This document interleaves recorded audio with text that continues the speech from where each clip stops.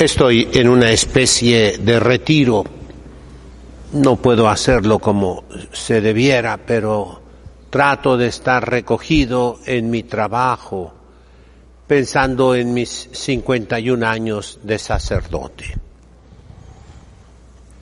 Y el pensamiento de hoy es que el sacerdote ha fallado como pastor. Vemos que ha fallado la pastoral en el mundo entero. ¿Por qué? ¿Cuál es la razón? Porque no busca la santificación, no busca la santidad, no busca la perfección. Yo recuerdo hace muchos años un rector de seminario que cambió con efectos desastrosos, cambió la espiritualidad del seminario, fue en otro lugar. En vez de lo tradicional, de lo que siempre se enseñó, tú entras al seminario para ser santo, para entregarte a Dios, para consagrarte a Dios, para ser otro Cristo, para vivir en la casa de Dios toda tu vida, para salvar las almas. No, él dijo, aquí vamos a formar pastores. Suena bonito. Pastores, pero se nos olvida que eso también es lo que pasa en los seminarios protestantes. Los seminarios protestantes el día de hoy no son seminarios, son las universidades protestantes donde estudian ahora hombres y mujeres, hombres con vicios sexuales, con el mismo sexo, mujeres con el mismo sexo entre ellas, y quieren ser pastores o pastoras. Ellos escogen ser pastores como se escogería ser médico, abogado, arquitecto, ingeniero o despachador de tortas. La Iglesia Católica no, nunca ha querido formar pastores en ese sentido pragmático, utilitario, práctico. Te voy a enseñar cómo dirigir un grupo de fieles cristianos. Nos vamos a la técnica. Hay dos traducciones, dos conceptos que Aristóteles los trata: el arte y la técnica. El arte viene de una palabra griega, arete. Arete, aretes, se aprende en las primeras clases, ya comenzaremos, ¿verdad? En las primeras clases de griego, significa virtud. De hecho, el que toca el piano, el primer método que yo utilicé, que ustedes utilizan, se llama el pianista virtuoso, porque la virtud es el arte, es un arte. Techne, de una raíz indoeuropea, tecto, tego, significa cubrir, un techo, de ahí viene techo, tegumen, arquitectura, tejer, arquitecto, técnico. Esa raíz es práctica, totalmente práctica. no es de las cosas que hacemos, dice Aristóteles, sino de las cosas que fabricamos. Hacer, obrar, es una palabra general, pero tiene operaciones, diríamos nosotros, espirituales. Ese es el arte. El arte es espiritual. Imitación de la naturaleza a través de tu inteligencia. La técnica es material. De manera que entrar al seminario para ser un santo, para ser perfecto, para santificarte, para consagrarte a Dios, para vivir toda tu vida enamorado de Dios, es muy diferente del entrenamiento práctico para ser un pastor. Es otra cosa. Ojalá alguien me entienda, ¿verdad? Trato de expresarme lo más sencillo que puedo. Y la Iglesia se volcó en esas palabras de ese rector de seminario. Es un ejemplo, como dicen, para muestra basta un botón. Es el ejemplo, hijas. Tristemente todos olvidaron el ideal de la perfección cristiana para dedicarse a la práctica de una técnica, la técnica pastoral. El día de hoy, si ustedes van a cualquier reunión de sacerdotes, esa reunión se llama reunión pastoral.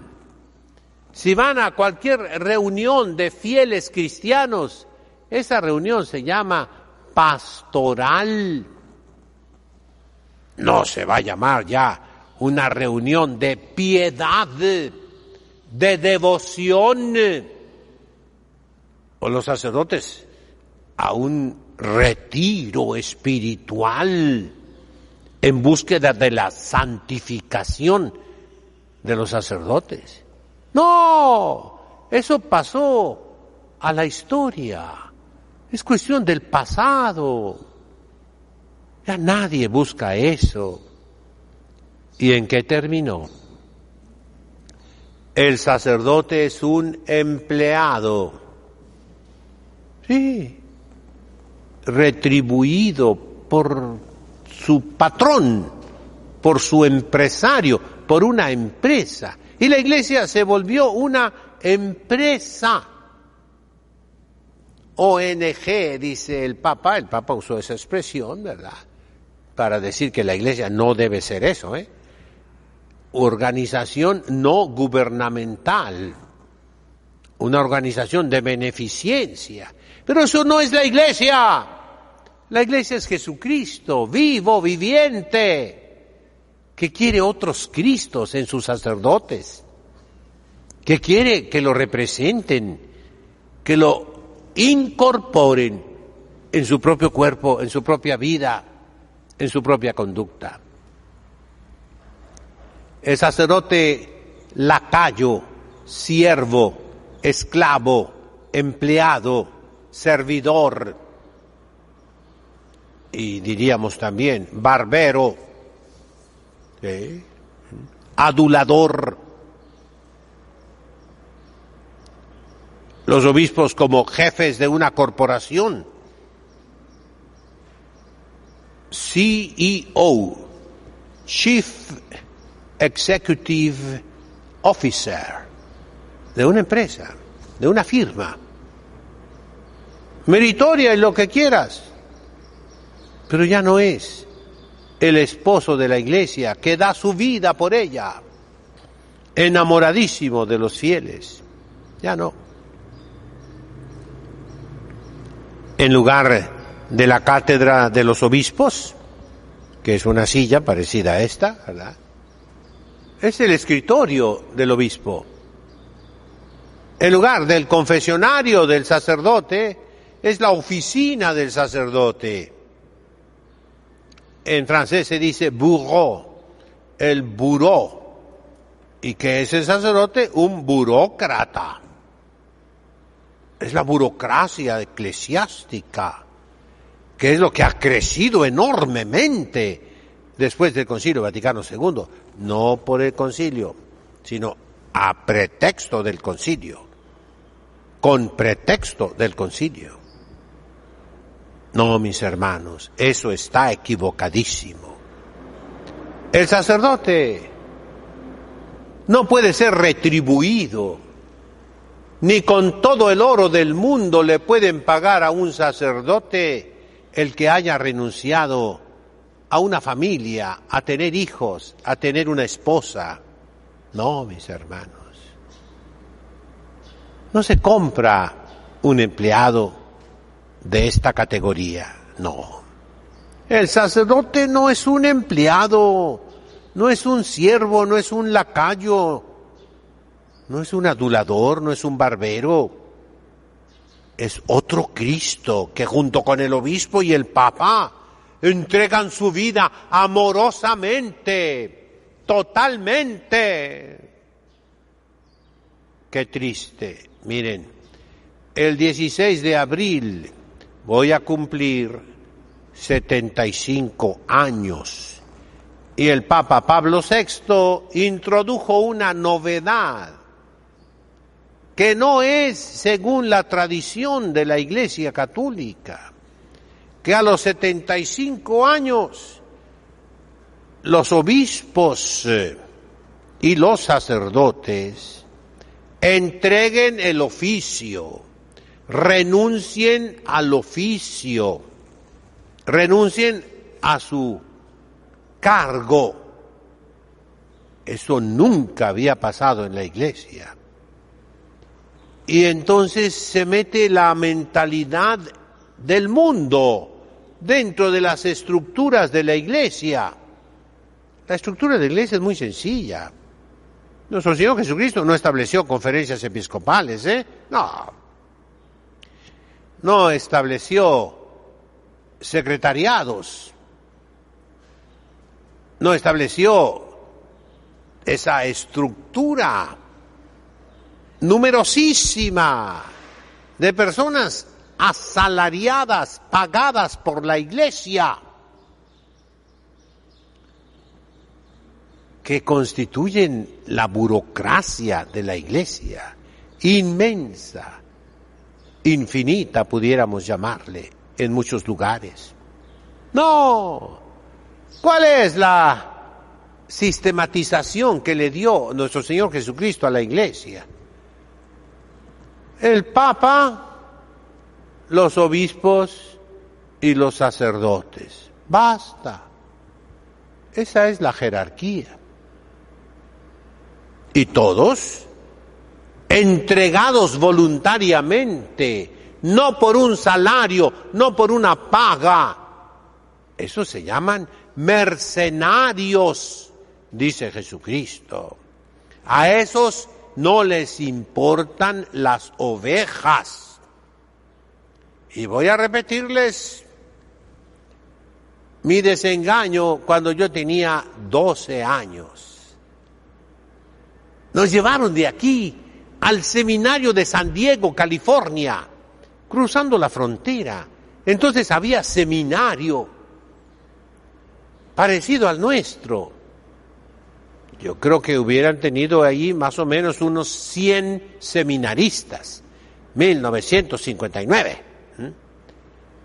Con sotana, todos, güeritos, No había ni un negro en ese entonces, Güeritos de ojos azules, guapitos, niños bonitos, de escuelas católicas. Porque en ese tiempo en Estados Unidos, los papás que no enviaban a sus hijos a una iglesia, a una escuela católica, estaban excomulgados, Se les ayudaba. Todos los católicos iban a escuela católica en Estados Unidos, desde el kinder hasta la universidad. Se formaron buenos católicos, todavía quedan algunos. Entonces, los seminaristas nos dieron un ejemplazo bárbaro, Nosotros, mexicanos salvajes, fuimos con sotana, sí, Pero unas sotanas de un modo y otras de otro modo, pues a lo pobre, como podía cada uno, ¿verdad? Zapatos boleaditos, sí, pero pues ya viejos algunos, etcétera, etcétera, ¿verdad? Y luego pues todos prietos nosotros, ¿no? Allá puro güerito de ojos azules, parecían angelitos, con su sotana, ¿verdad? Sí. En la hora de la Sagrada Comunión, comulgaban con las manos juntas. ¡Qué espectáculo! Nosotros pues así o asá, de otro modo, no nos obligaban a las manitas juntas, no. En México no.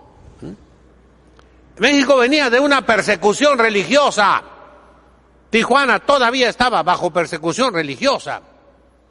Los sacerdotes no podían traer sotana en la calle, mucho menos los seminaristas.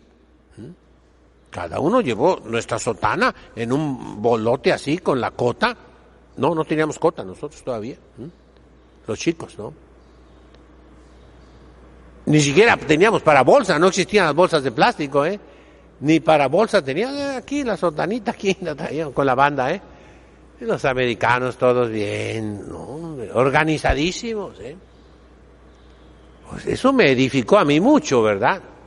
Y anduvimos ahí dando vueltas y todo, y vimos una señora de cabellos blancos, americana, escribiendo a máquina, con los 10 dedos, como debe ser, tiqui, tiqui, tiqui, tiqui, así, en una oficina, y como yo más o menos sabía inglés, mis compañeros, a ver, ven, vamos a saludarla, y ya, good morning, oh, are you seminarians? Yes. From Mexico, from Mexico, etcétera, ¿verdad? Y entonces, nosotros admirándola, diciendo, ¡qué apóstoles! En México no se veía eso. Primero, porque no sabían escribir a máquina, ¿no? Las señoras, ¿no? Segundo, porque no teníamos oficinas. Tercero, porque no teníamos máquinas de escribir, Y pues nos quedamos admirados. Ella trabajaba ahí para el obispado, o para la escuela, para el seminario, no sé qué, ¿verdad? Pero cuando le pregunté yo, ¿Are you volunteer? Yes, me dijo ella. ¿Es usted voluntaria? Sí, but I'm paid, pero me pagan. Oh. Y nosotros ya, ok, thank you very much, nos fuimos. Oye, si es voluntaria y le pagan, ¡no es voluntaria!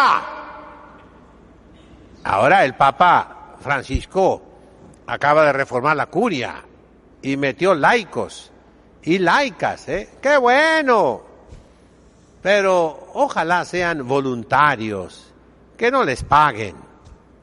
Eso es lo que dice el Concilio Ecuménico Vaticano II en el documento del apostolado de los laicos, Apostolica Mactuositatem. Debe ser apostolado, no trabajo remunerado, no vivir a costillas de la iglesia, no. Y el sacerdote ahora se ha transformado en un laico, entre comillas, voluntario, pero pagado por la iglesia. Eso no quería nuestro Señor Jesucristo. Eso no quería.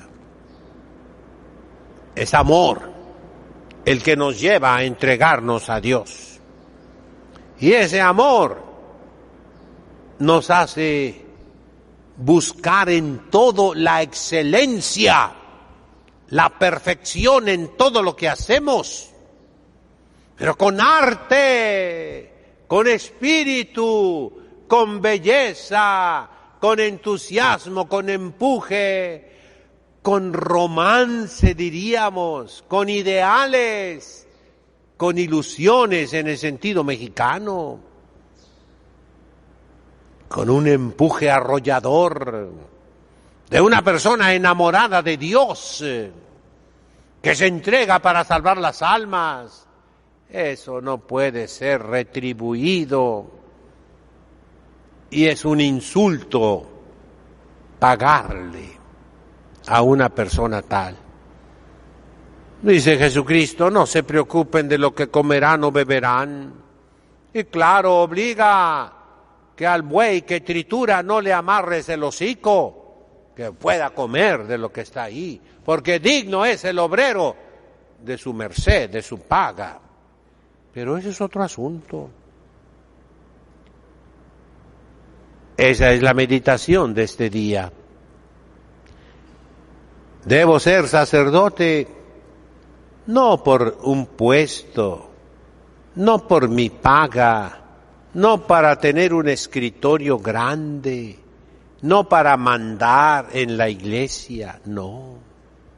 Sino un buen pastor como el rey David, que rescata a las ovejas de la boca del león y del oso.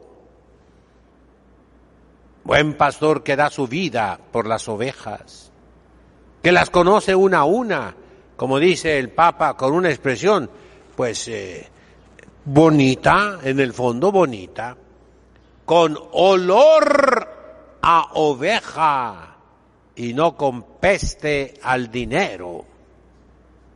El dinero huele también. Los que tienen mucho a veces se pasan oliendo los billetes, huelen como medio metálico, ¿verdad? ¿Ese es el olor de los pastores el día de hoy? No. Olor a oveja, ¿qué significa? Que confiesa siempre, todos los días, que estás a disposición de los fieles, que te desvives por ellos, que preparas tus predicaciones, que te interesas por buscar la razón última de todas las cosas, en el estudio de la filosofía perenne, en el estudio de los clásicos, en el estudio de los padres de la Iglesia, de los doctores de la Iglesia, de Santo Tomás de Aquino, como nos manda el Concilio Ecuménico Vaticano II. Vamos, la santidad, la santificación va por ese rumbo, no por la técnica, sino por el arte. En griego, no por la technes, sino por arete, aretes, que significa la virtud. Ese hábito racional que nos inclina al bien, nos aleja del mal, que es equilibrado, que viene de Dios en el santo bautismo, la fe, la esperanza, la caridad, con las virtudes que vienen de Dios y nos llevan hacia el prójimo, bien explicadas por los paganos, Aristóteles y Platón y otros más, que tienen tratados maravillosos sobre las virtudes. Sofrosine, Dicayosine, la prudencia, la justicia, la templanza, y luego la fortaleza. De hecho, Aristóteles es en la que más insiste, y de hecho en latín, virtus, en primer lugar se refiere a la fortaleza militar, pero ninguno de ellos habla de la infusión sobrenatural de esas virtudes en nuestras almas. Eso vendrá con nuestro Señor Jesucristo. Por ello, mis hermanos, mi meditación en este día es: el sacerdote debe vivir enamorado de Dios y será perfecto. Porque la santidad no puede consistir en ninguna otra cosa, sino en la caridad hacia Dios. Porque ese es el primer mandamiento. Shema Israel, Adonai Eloheinu, Adonai Echad, ve'ahavta et Eloheka, mekol lebabeka, mekol nafsheka, mekol meodeka. Amarás al Señor tu Dios con todo tu corazón, con toda tu alma, con todas tus fuerzas. Ese es el camino del sacerdote. No el ascenso promocional en puestos burocráticos hasta llegar a la cúspide. No. No en planes, estrategias. No. Esas son técnicas y son técnicas mundanas. En nombre del Padre, del Hijo, del Espíritu Santo. Amén.